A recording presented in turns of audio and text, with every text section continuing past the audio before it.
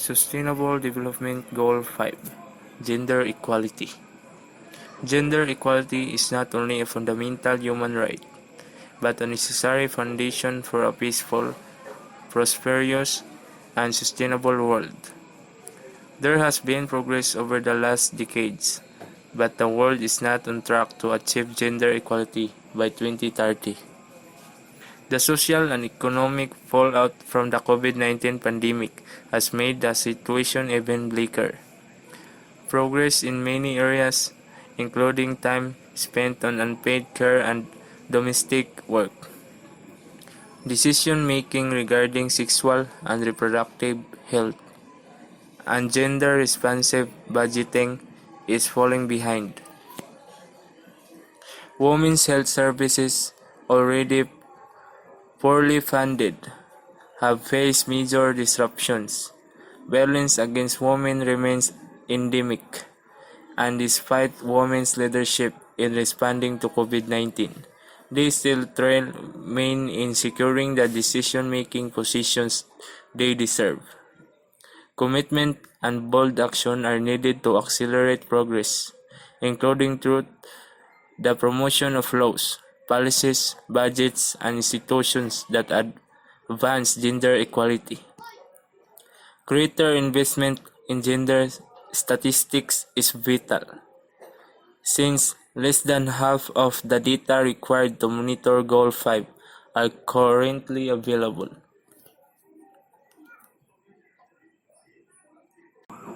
Gender equality have 6 targets. Target 1. End discrimination against all women and girls. Target 2. Eliminate violence against women and girls. Target 3.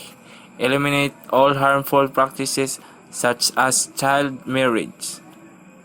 Target 4. Recognize and value unpaid care and domestic work. Target 5. Ensure women's participation and leadership in decision making. Target 6. Ensure universal access to sexual and reproductive health and rights.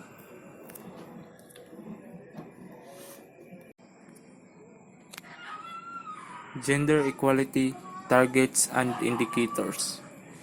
Target 1. End all forms of discrimination against women and girls everywhere. Indicator.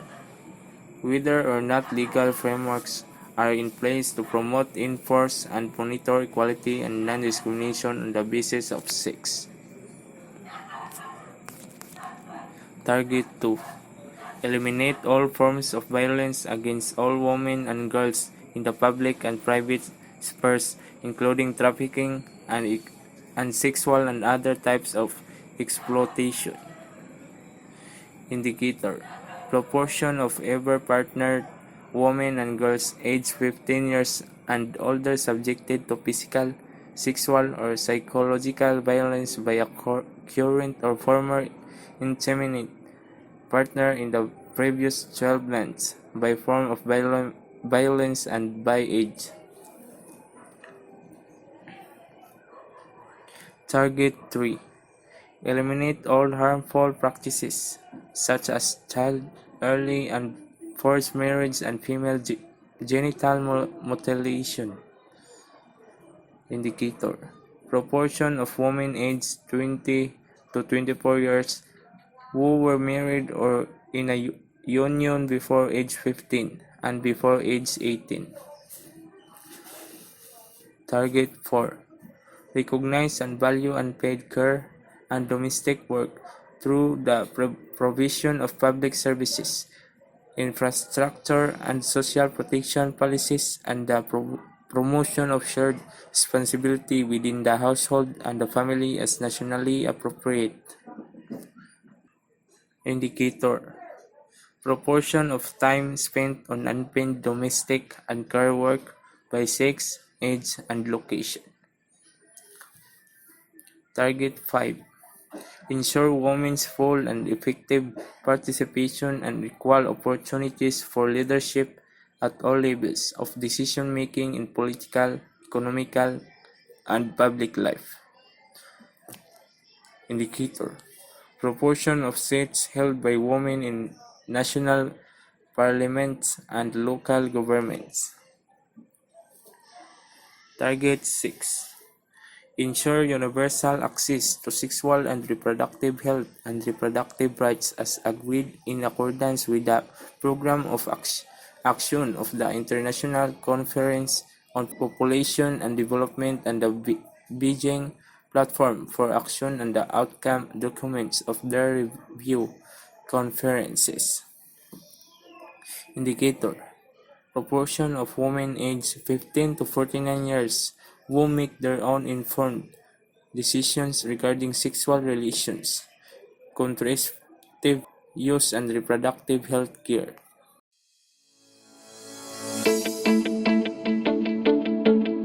Goal 5. Gender equality. To achieve gender equality and empower all women and girls. Why does it matter? Women and girls make up half of the world's population and therefore also half of its potential. Rising women's participation in the workforce can boost economic growth. Investing in women's health can contribute to economic growth and higher living standards. What do we need to do? Provide women and girls with equal access to education, healthcare, and opportunities in political and economic decision making. Eliminate all forms of violence against all women and girls.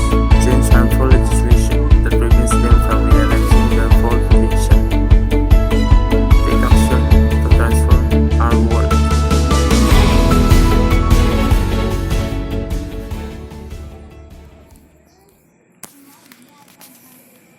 Sustainable Development Goal 6. Clean water and sanitation. Access to safe water, sanitation, and hygiene is the most basic human need for health and well-being. Billions of people will lack access to these basic services in 2030 unless progress quadruples.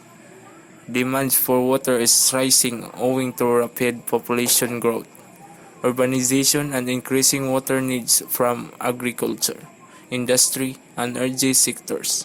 Decades of misuse, poor management, over extraction of groundwater, and contamination of freshwater supplies have exacerbated water stress. In addition, countries are facing growing challenges linked to degraded water ecosystems, water scarcity caused by climate change, underinvestment in water and sanitation, and insufficient cooperation on transboundary waters. To reach universal access to drinking water, sanitation, and hygiene by 2030, the current rates of progress will need to increase fourfold.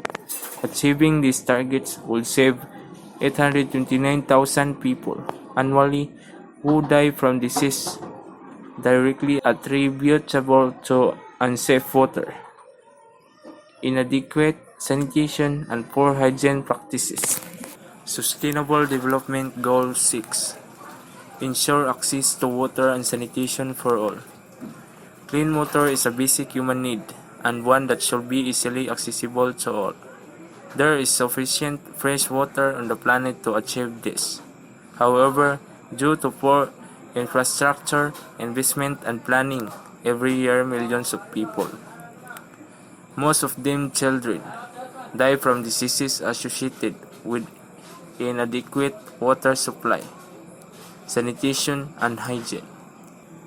The charts below summarize progress towards improved water and sanitation access. Target 1. Safe and affordable drinking water. By 2030, achieve universal and equitable access to safe and affordable drinking water for all.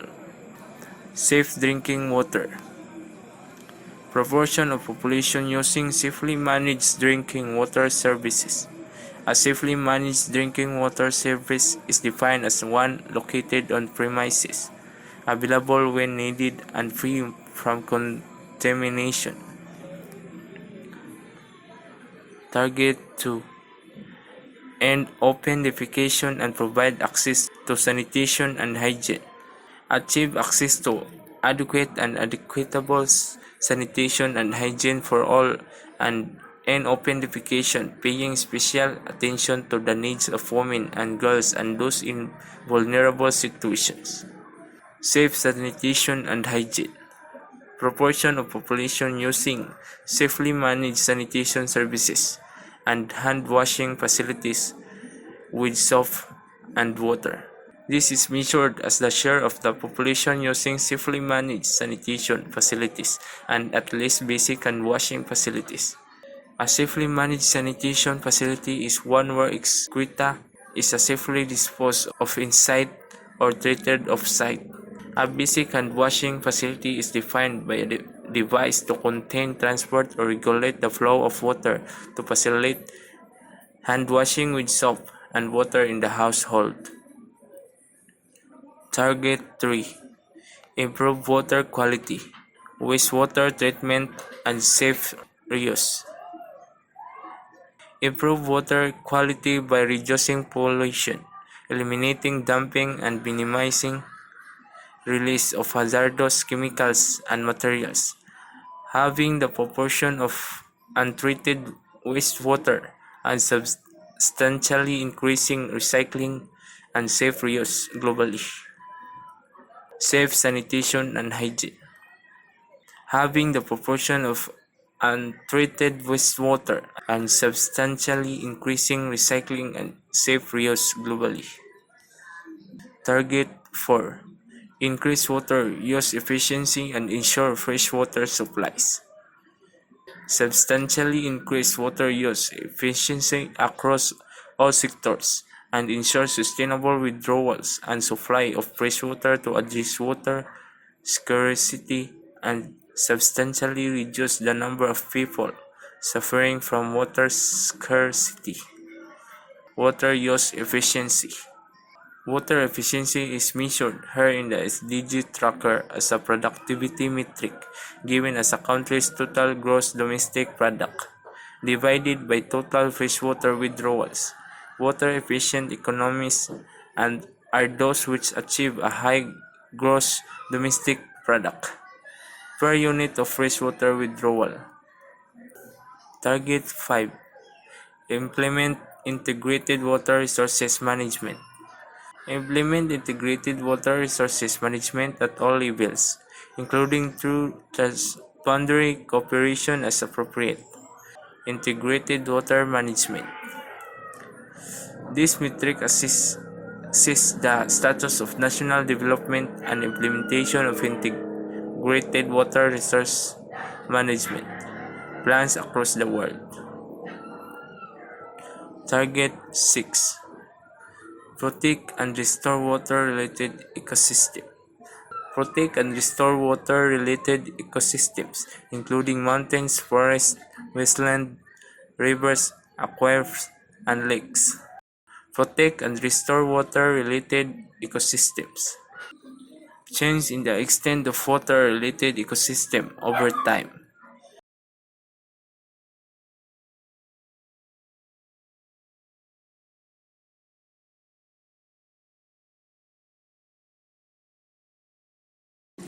Hand washing.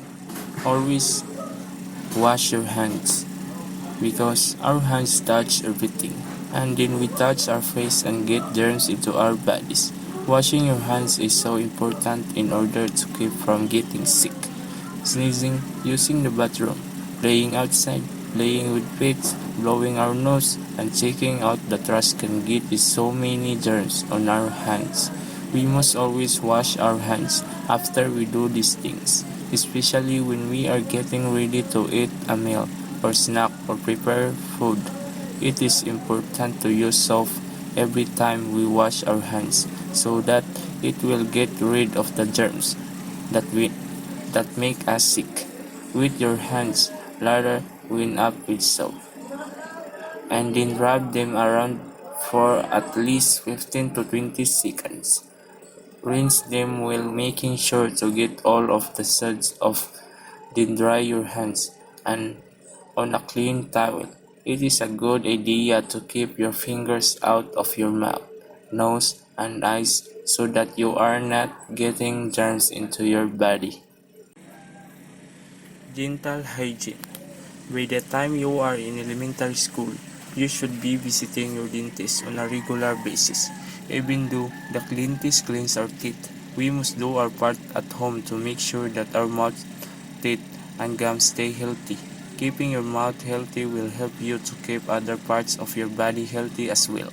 We should be brushing our teeth at least twice every day, once in the morning and once before bed. Be sure to brush all of your teeth, even the ones in the back that are hard to reach. If you can do it yourself, you should floss your teeth too.